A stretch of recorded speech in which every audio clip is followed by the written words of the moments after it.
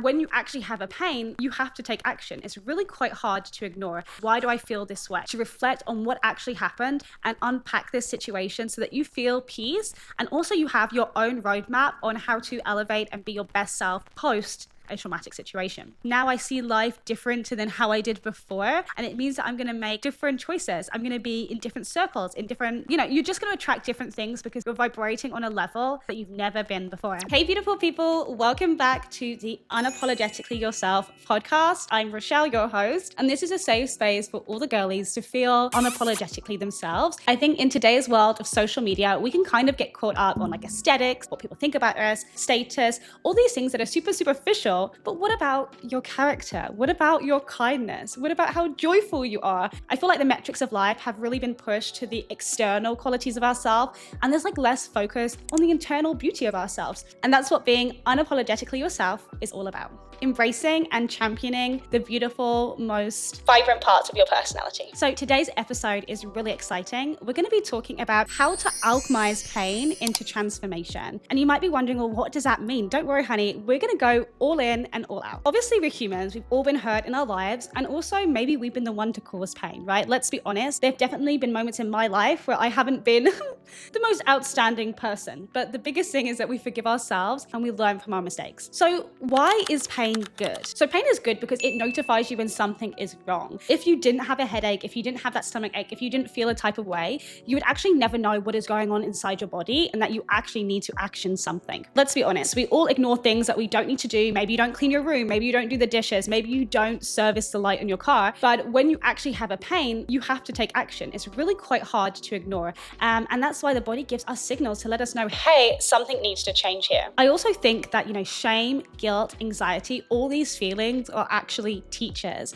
They teach us that we're not where we want to be. There is something causing discomfort and something needs to change, because ultimately our natural state, it should be peace, right? You think when you're born as a child, no child is born into the world with hate. Children are born with peace and love and joy. And along the way, life happens, right? You can't really help the situations you're born into, but you can help the situations you put yourself into. And I think that really is dependent on the level of consciousness you have. I mentioned this in previous episodes, but when I was living a bit more unconsciously, I put myself in situations that I later regretted. So it's really important for me, and maybe for you guys also, to live a really intentional and conscious life, because it feels super fulfilling to own every action and to be really content and happy with your life path. So that's why pain is important. We use it as a compass to know, okay, well, I should be at peace and I'm feeling this pain. Something isn't right. How can we fix this? So actually today, I'm going to go over the 4 steps proven by myself to be, alchemizing this pain that we feel into transformation. Now, the pain could be self-inflicted. It could be inflicted upon you. There's a lot of situations in life where you might feel pain. And actually recently I had an experience that did make me feel a little bit of pain. And I just thought it's so funny because now I get to film this podcast, this episode. I did actually record this episode before,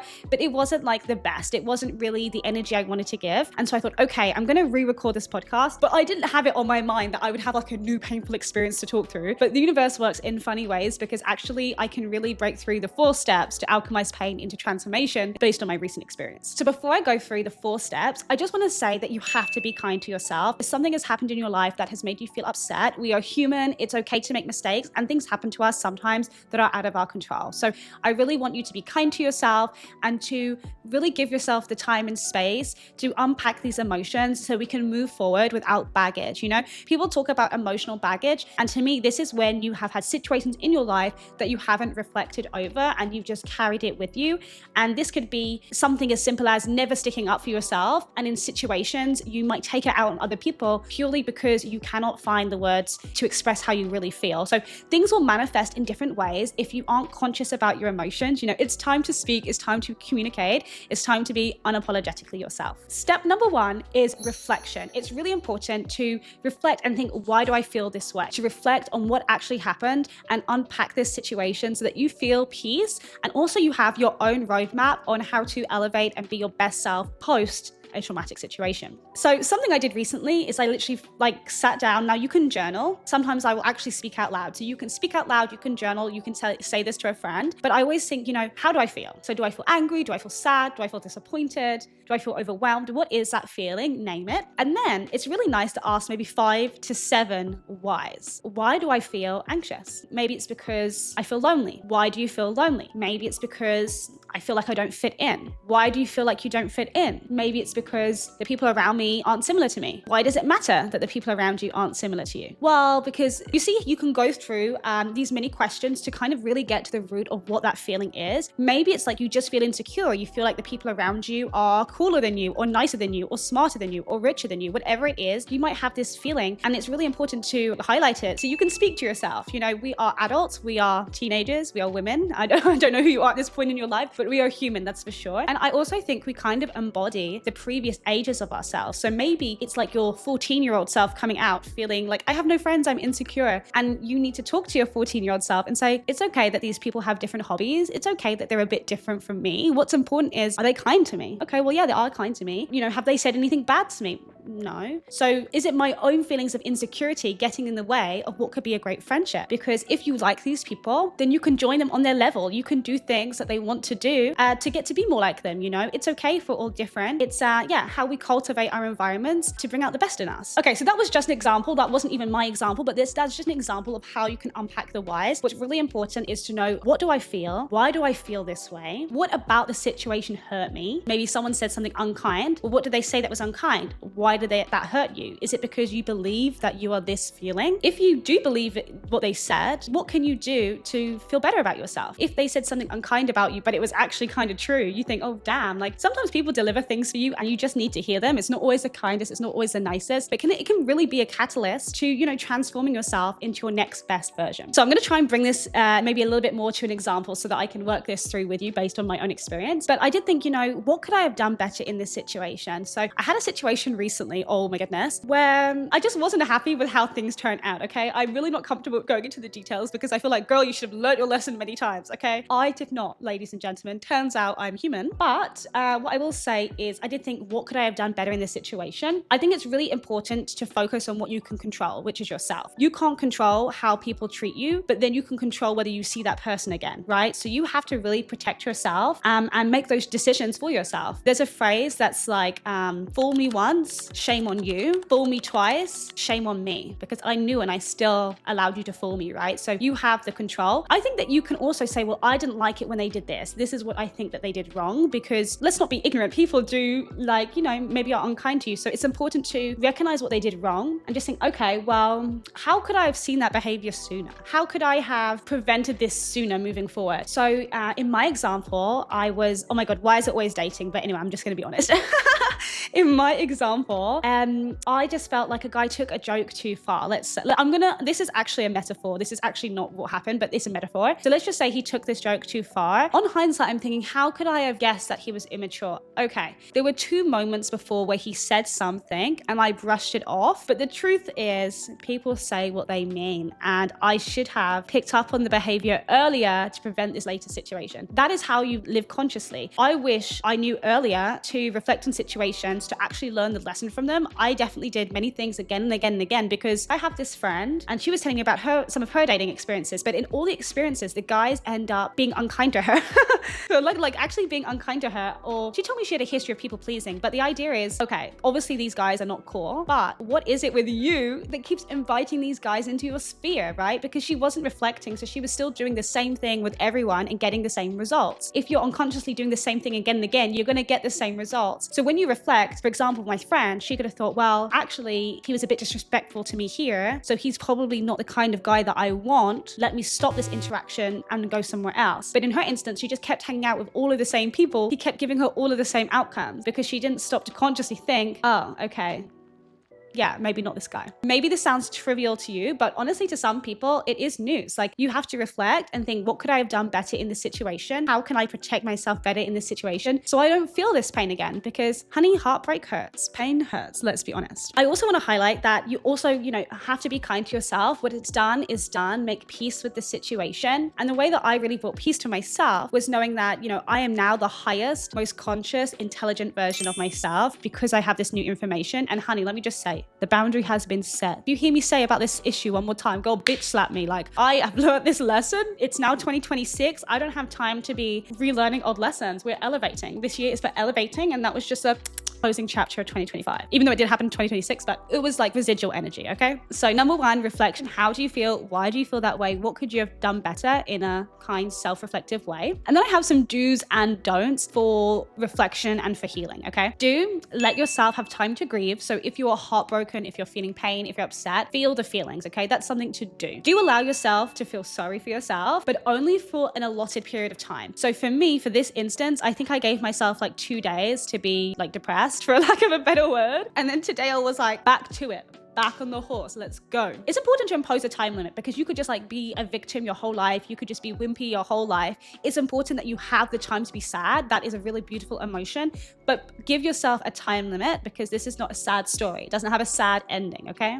I've written down try and cry. So I actually did try and cry, but for me, like, it's really hard for me to cry. So I was like trying to cry and then I just basically like started laughing because I was like, I sound so ridiculous, but I do think it's good to try and cry. Maybe it's easy for you to cry, but the emotions will come out and you'll feel lighter. So do try and cry. I put here, comfort yourself healthily. In my instance, I ordered like a really big meal. I had like, what did I have for breakfast? I got myself, again, I'm in Bali, okay? So I can get everything delivered, but I got myself like a matcha and a croissant. Like I don't really eat croissants, but I was like, fuck it. And then I ordered myself like this tuna steak and mashed potato and vegetables. And I had like this really hearty meal. And then I had like 4 pancakes of Nutella and ice cream. So I just like binge ate this whole day just to comfort myself because I felt really sad. And it's not pathetic, it's just funny. Obviously do whatever you want, but I do say, you know, be sensible because, for example, I could binge eat for the whole week and I've done that previously. I'm not doing that again. So that's why I say like comfort yourself in your allotted time period. You know, I'm not saying go out on a bender, right? Some people will have unhealthy coping mechanisms. Try and comfort yourself healthily, okay? So it's not really any harm or foul that I ate so much food yesterday. It just is, and I felt very content doing it. I thought this is a great decision. Let me eat this Nutella. I'm happy. I've put journal. So do journal. Like sometimes if you don't have someone to speak to, you can speak out loud. You can journal. You can even put, why do I feel like this way? I feel like this.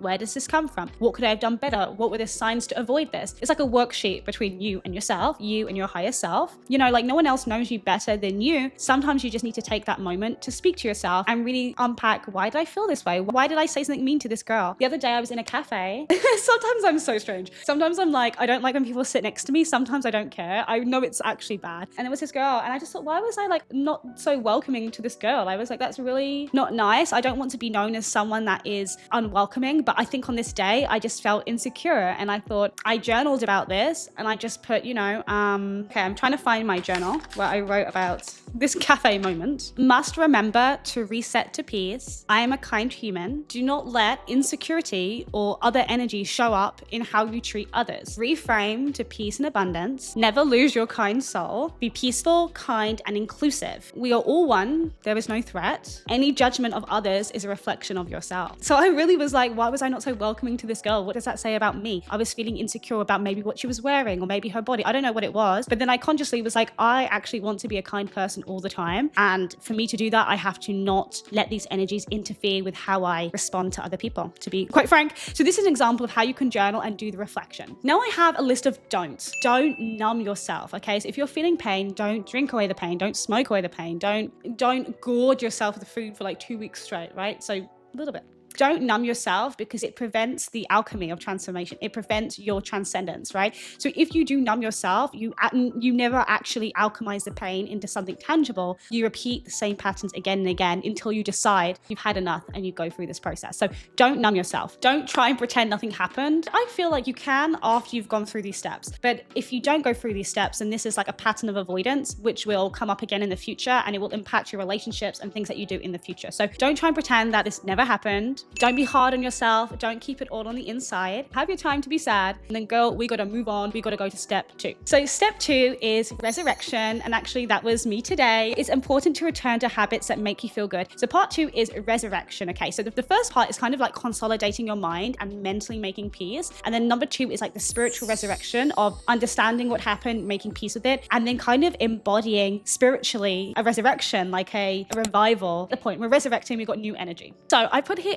exercise, move stagnant energy. So today I did a spin class. Actually, it was really good because the music is very loud, but you can also do dancing. You can do literally anything that you want, but it's really important to move your body. If you don't move your body, I think that the emotions stay in your body, and it's just even harder to like be healthy and fit if you don't keep up action. Like energy in motion stays in motion. So try and keep yourself as active as possible. I recently had like a week and a half off the gym unrelated to this. So I knew that I needed to actually get back in the gym to move this energy. And I felt, really great. I still feel like stodgy because I ate all the pancakes yesterday, but it's a good start. So tomorrow I will go again to spin to move the energy. And by like the day after, I'll be fine again. So it's really important to just keep the energy moving. Then today I did an ice bath sauna combo. So I really do recommend it. I think I did like 5 minutes in the sauna, 3 minutes in the ice bath. And then I did 10 minutes in the sauna, 5 minutes in the ice bath. And then I finished with 15 minutes in the sauna, 10 minutes in the ice bath. So I actually got up to 15 minutes sauna, 10 minutes ice bath, which is quite intense if you've ever done an ice bath. But for me, it's really the mental game,